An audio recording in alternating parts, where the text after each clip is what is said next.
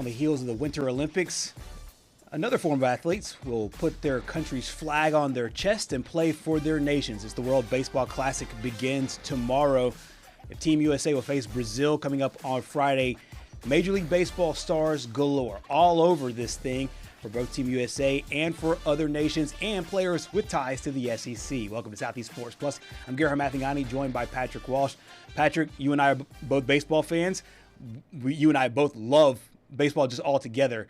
And this tournament always happens to bring out, I think, a lot of good drama before the season begins. I almost feel like this is the perfect year for countries in sports. Yeah. Just because we were just talking about the Winter Olympics, hockey grew tremendously in the time after Jack Hughes scored the golden goal. We talked about it after on our show. I believe that was a week ago already. Yeah. Which is hard to believe. Time has flown. But guess what?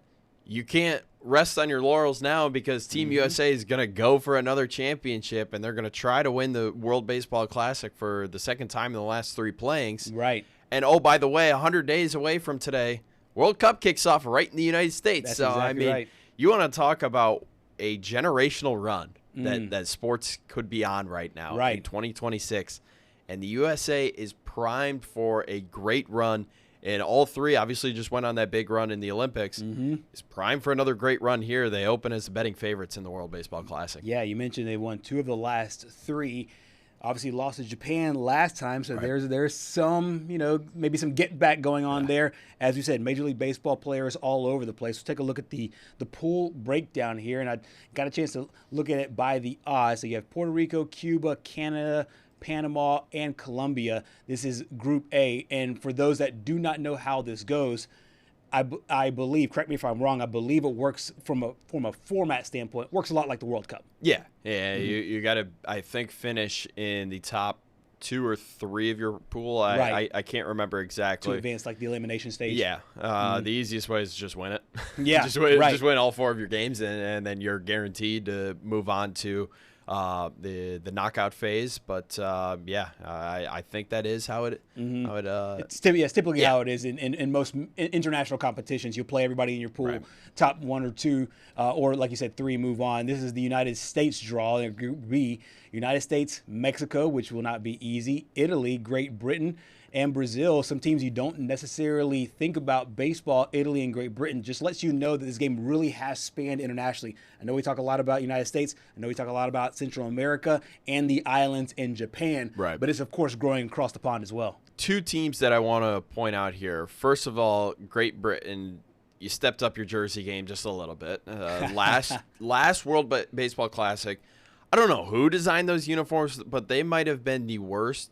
The most poorly designed uniforms in the history of sport. I mean, you just stitched on Great Britain on a gray jersey and called it a day. Like, just awful. But the other team I do want to point out here, and you also pointed them out, is Mexico. If you remember the last World Baseball Classic, the United States ended up losing to Mexico in the pool play. And it kind of put a shock into the United States in general because obviously they were the defending World Baseball Classic champions at that time. And to lose in pool play to Mexico, that kind of sent shockwaves. But, I mean, kudos to the United States for being able to rebound, ended up winning, and ended up moving on to the finals. And, I mean, you couldn't have scripted that final better. With the final out number 27, Shohei Ohtani going up against Mike Trout. I mean, just cinema. Exactly. Yeah, and I think that you have a cool dynamic because it was 2 former Angels teammates that were facing off against one another, and Ohtani and Mike Trout in that final out. Like you said, cinematically, it was an epic to see, and of course Shohei Ohtani led his team to the championship.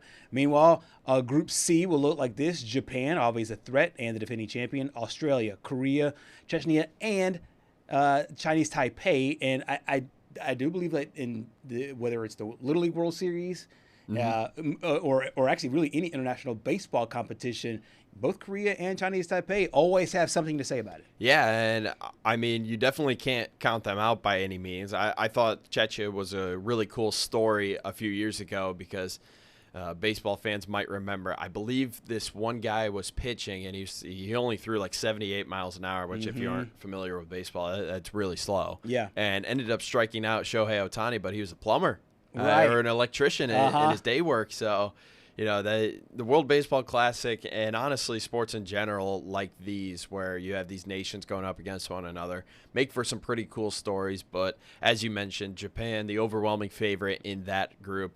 Now, I will say they are without a few pitchers, specifically those with the Dodgers that ended up staying goodness, I'm forgetting where, Camelback Ranch over there, and continuing their prep for the season. That being Yoshinobu Yamamoto, who just won World Series MVP last year, and Roki Sasaki, I think, is also staying in the States. Yeah, so two will not be pitching for Japan, so you can't automatically just walk them into the championship or walk them into the next round. And I don't even think Ohtani's pitching. Yeah, I don't think he's pitching either. I think he's I thought I read that too. He'll just be basically a DH for this Japan team. So a Japan team that you might think would walk away with this group, not necessarily the case because not all their best players were participating in this contest. The final grouping is Venezuela, the Dominican Republic, who of course has so many past and present players in Major League Baseball representing that nation, the Netherlands, Israel, and Nicaragua. I find it interesting again that the World Baseball Classic ended up splitting the Dominican Republic and Puerto Rico. It almost feels like they're going to meet at some point. Yeah, I think they've met in each of the last 3, maybe 4, if I'm not mistaken, in the knockout phases. I think last time it was Puerto Rico that ended up coming out on top. But this is a region where I would not be shocked if one of these teams made a sleeper run towards maybe the semifinals. Or potentially even knock off someone and make it to the finals. Now, I will say this: the Netherlands will be without Jurickson Profar because he just got caught with PEDs for the second time in the last year and is gonna miss 162 games, which is the entire MLB regular season this year, and he's ineligible for the postseason. Yep. And, oh, by the way, there's probably going to be a lockout next year, so might not see Jurickson Profar until 2028. Which would be unbelievable considering the fact that he was due to make $15 million this year. He forfeits that. He forfeits a chance to play for his nation in the World Baseball Classic, forfeits his chance to play for the Atlanta Braves. This is a big blow all the way around in Major League Baseball. That news coming out this afternoon. And a lot of former SEC players, the United States will play on Friday, and a lot of former SEC players will suit up for the red, white, and blue. Yeah, Pete Alonso, fresh off that contract with the Baltimore Orioles, obviously the former Florida star, Paul Skeens, everyone in and around the SEC, and honestly around the country knows who he is. The former LSU star, ended up leading the Tigers to a national championship a few years ago. Michael Wacha from Texas A&M, having a resurgent last couple of years here. Kind of seemed like he was basically shown the door on his way out of the league. Ended up finding something, and he's been a pretty good pitcher over the last few years. And then Alex Bregman as well. I know you love Alex Bregman now. Yeah. I made sure he was in the Cubs uniform. Yeah, I was about to say, that's a nice touch by you because he hasn't played. Yeah, you're welcome. I was thinking, he hasn't played a lot of games as a Cub, and the stands behind him look kind of packed. So he either had a good Photoshop job where he's in a Cubs uni, or it was a well-attended spring training game that he was able to get that shot. Well-attended spring training game. I kind of love that. Each pool, I always like to go to Vegas for these to find out the pool winners in these, because I do feel like you could get some value on these teams. And as you mentioned, not every team will be suiting up with the best players from their country. So what teams do you think will be able to come out of each of these groupings? We'll start with Group A, and I honestly think it's going to come down to Puerto Rico and Canada, surprisingly enough. I think Canada is kind of on the up and coming here, kind of like how the USA was for a while in the early 2000s with hockey. They were up and coming. They were basically getting back on track in comparison to where they used to be. Now, I don't believe that Canada has Freddie Freeman, but they do have some other stars that can still propel them to the top of Group A. I think they'll definitely move on, but it's going to come down to Puerto Rico or Canada to win the group. I think Puerto Rico or Canada as well. The other team I was thinking about, and I had to go back and just double-check their roster because I hadn't checked the final rosters for each and every one of these teams. I didn't know if Cuba had anybody that could surge, and if so, they might have 1 or 2 arms and not that depth that you would need to be able to win that third game and that fourth game. to make a run. But I do think that Canada comes out of this thing. See, that's the thing, though, is if you were to combine some of these countries, like if you were to combine Venezuela, Puerto Rico, and the Dominican Republic, then you could have a team that could probably compete with the United States and just have that firepower. But the problem is it's so diverse. Like all these stars come from different countries. Right. If you had Jose Ramirez and Francisco Lindor on the same team, oh wait, that did happen, and then the Guardians ended up moving Lindor over to New York. Then you could have a super team in the World Baseball Classic, but all of these teams are separate. Yeah. Moving over to Group B. I do think, I think the United States is poised to barring something crazy. I just think they have the depth, they have the talent, they have the bats. Mexico probably will give them the biggest challenge, maybe Great Britain next. I just think this is a walk away. I think the United States wins all 4 games, and I think so pretty handedly. Going over to Group C, I almost want to say that with Japan. I almost want to say the same analysis that you just gave. They win all 4 games. I do think one team will trip them up. I'm not sure if it's Korea, Chinese Taipei, maybe Australia might give them a run. I do think they lose. They slip up in one of these games, but I think they take the group. Well, I will say they just lost an exhibition game to the Oryx Buffaloes. Yeah. And that's over there in Japan, and obviously that's not the Japanese team. Right, so it's kind of, it's got you thinking like, man, is this team really that good?